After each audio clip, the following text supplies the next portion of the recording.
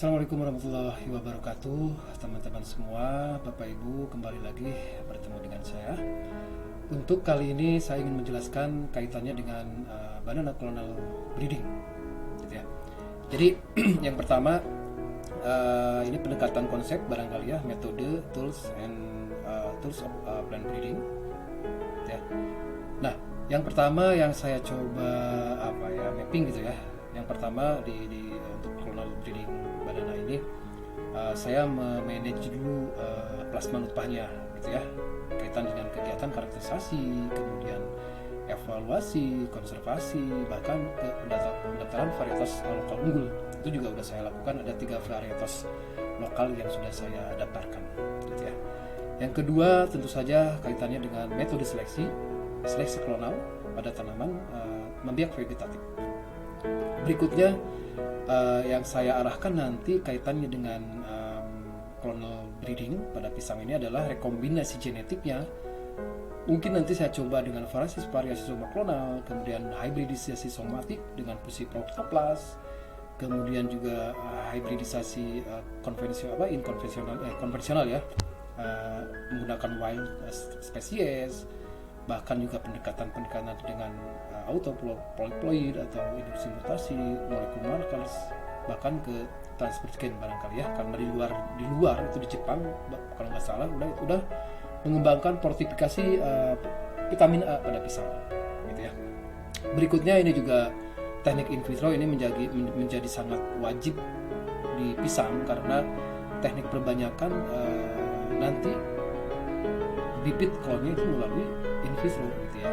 Kemudian juga pengembangan terkait lainnya tadi ya, kaitan dengan variasi soma klonal, hybridisasi somatis dan lain-lain. Nah, sehingga concern dari banana improvement itu ada 5. Yang pertama nanti pendekatannya dari cell and tissue culture and mutation induction, kemudian juga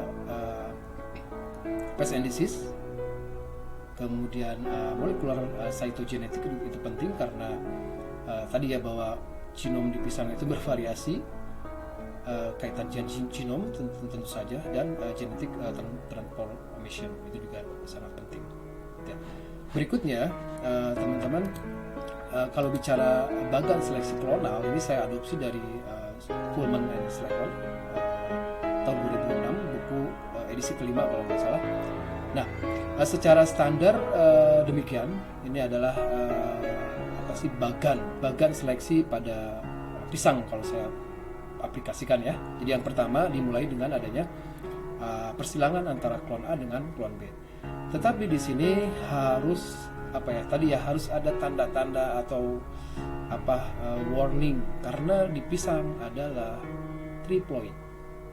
Sehingga kalau triploid emang bisa disilangin, teman-teman. Triploid itu nggak ada bijinya. Nah, sehingga di sini kita harus memanage yang wild species, wild banana. Kita bisa aja menyilangkan antara wild dengan wild, tetapi nanti hasilnya wild, hasilnya 2N. Ada bijinya dong. Nah, sehingga ada modifikasi lain pendekatannya. Misalkan seperti yang pendekatan pada perakitan terigu yang hexaploid itu ya. Jadi ada tiga spesies. Jadi spesies A disilangkan dengan spesies B. Kemudian hasil F1-nya ini nanti digandakan di polyploidy. Kemudian yang menjadi tetraploid. Yang tetraploid nanti disilangkan lagi dengan yang diploid. Sehingga kalau di pisang itu bisa, sehingga nanti hasilnya 3N. Jadi hasilnya harus yang nggak ada bijinya, teman-teman. Nah itu. Nah prosedur standar ini silakan bisa dibaca di Kuhlman. Tapi minimal tadi kaitan warning atau rambu-rambu khusus di pisang itu adalah kita menggunakan nanti wild type atau banana yang 2N. Kemudian juga tadi ya, apakah nanti ada hasil keturunan F1-nya itu digandakan atau dengan pendekatan yang lain, fusi protoplas atau fusi protoplas, maksudnya ke hybridisasi somatis atau dengan pendekatan yang lain. Saya terus terang belum arahnya belum ke sini. Tahap saya adalah baru fokus pada manajemen plasma nutpa. Nah, sehingga nanti target tetap di pisang itu tanaman yang triploid. Ya, teman-teman. Berikutnya juga ini ada bagian yang lain, modifikasi yang kedua, bahwa saya bisa mixture of clones. Jadi saya bisa mengumpulkan clones misalkan yang satu jenis ya, misalkan clone pisang muli se-Jawa Barat atau se-Indonesia, di mix, sehingga nanti di sini prosesnya silakan diikuti dan seterusnya sampai ke tahun ke-7 kita bisa seed multiplication atau clone multiplication. Jadi ini juga bisa. Nah, barangkali ini yang akan saya kerjakan yang sekarang itu adalah saya akan mixture of clones pisang roid dan pisang muli di Jatigede. Nah, sehingga target di sini adalah kita harus target karakterisasi evaluasi in situ, kemudian seleksi pohon induk unggul. Sehingga nanti targetnya ya jelas, kalau tanaman-tanaman yang sekarang beredar di masyarakat yang dibudidayakan itu sudah tidak. Gitu ya, teman-teman.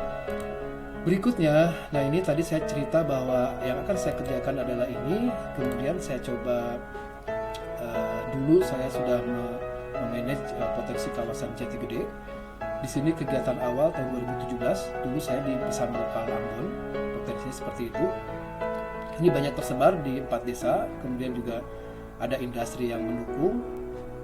Tentu saja pisang Ambon tersebut, Ambon kuning itu yang memiliki nilai ekonomis yang tinggi tadi ya. Nah, tetapi tidak disadari oleh masyarakat gitu ya, bahwa karena fokusnya kepada pisang Ambon, terjadi kepunahan jenis pisang yang lainnya itu jelas.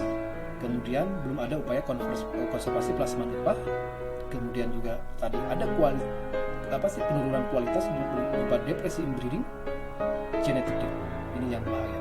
Sehingga target saya tadi, karena di sini kita sudah mengeluarkan pisang lokal roid, sehingga potensi pisang lokal lainnya ini harus dieksplor lebih jauh gitu ya. Itu barangkali. Berikutnya adalah ini kegiatan standar saya. Jadi di pisang masih dalam tahap pre-breeding ya, teman-teman.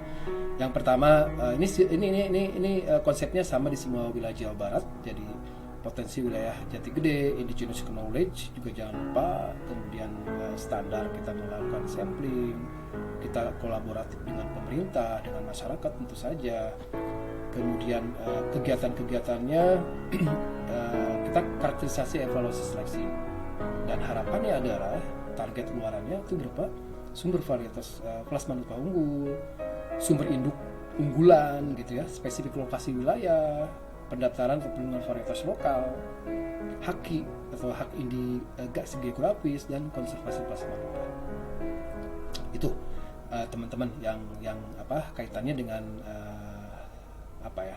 plasma nutpa unggul atau manajemen plasma nutpa unggul di lapangan. Berikutnya, nah berdasarkan informasi tadi saya membuat peta konsep, kajian konsep. Jadi pengembangan pisang roid Jatigede ini harapannya ini menjadi sumber daya lokal Jatigede ya. Nah, ini juga tadi bahwa riset harus kolaboratif. Saya juga udah menyusun dengan beberapa teman-teman. Terima kasih dari HPT, dari Tanah, dari Papet, dari Sosek, sehingga kita coba arahkan kajian risetnya itu ke arah sesuai bidang masing-masing, sehingga nanti sumber bibit pisang Jatigede ini juga akan menghasilkan produk turunannya gitu ya. Produk turunannya berupa food base atau feed base gitu. Nah, sehingga di sini juga tadi mitra menjadi sangat penting kaitannya dengan produksi bibit. Kita sudah ada SMKN 3, kemudian juga masyarakat Jatigede-nya sendiri. Nanti model kemitraannya seperti apa, implementasi bisnisnya kita harus punya mitra berupa CV, atau kita juga sudah membentuk mitra dengan CP atau PT Rizkia, ada koperasi, ada UMKM, sehingga ini menjadi sangat penting gitu ya. Berikutnya, nah ini karena status pisang roid Jatigede ini tahun 2017 ya sudah didaftarkan Bupati Sumedang, pemiliknya saya sebagai pendeskriptor, penemu, dan tidak lanjut dari sebuah pendaftaran varietas adalah pelestarian varietas, perbanyakan, pembuatan duplikat, penyimpanan, dan nursery gitu ya. Yang kedua adalah pengembangan sumber materi genetik untuk perakitan varietas baru, itu yang penting. Sehingga di sini ini pisang roid teman-teman. Di sini ada 12 poin barangkali yang harus saya coba terapkan nanti ya, mulai dari karakterisasi, kemudian kaitan dengan hama penyakit dan seterusnya, kita pohon induk, kemudian juga teknologi budidaya belum diterapkan, panen pasca panen dan seterusnya lah ya. Barangkali kaitan dengan juga integrated farming system, dan tentu saja belum ada upaya komersialisasi melalui kegiatan bisnis. Nah, ini adalah pisang roid jati gede keunggulannya. Jadi seperti ubi celembunnya Pak Agung gitu. Nah, ini keluar madu kalau dibuat salep seperti itu ya. Di pisang goreng enak, di ini juga enak. Ini juga keuntungan yang lain adalah bahwa dia sangat tahan dan sangat tahan hama penyakit, kemudian adaptasinya luas. Itu barangkali teman-teman pada video kali ini yang bisa saya sampaikan. Terima kasih sudah menonton, sudah mendengarkan. Sampai ketemu lagi di video-video berikutnya. Assalamualaikum warahmatullahi wabarakatuh.